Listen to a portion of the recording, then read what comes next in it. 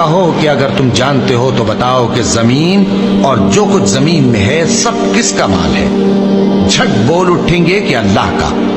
کہو کہ پھر تم سوچتے کیوں نہیں؟ ان سے پوچھو کہ 7 آسمانوں کا کون مالک ہے اور عرش عظیم کا کون مالک ہے؟ بے ساختہ کہہ دیں گے کہ یہ چیزیں اللہ ہی کی ہیں۔ کہو کہ پھر تم ڈرتے کیوں نہیں؟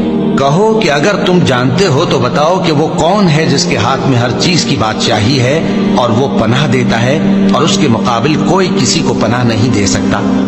فوراً کہہ دیں گے کہ ایسی بادشاہی تو اللہ ہی کی ہے۔ کہو کہ پھر تم پر جادو کہاں سے پڑ جاتا ہے؟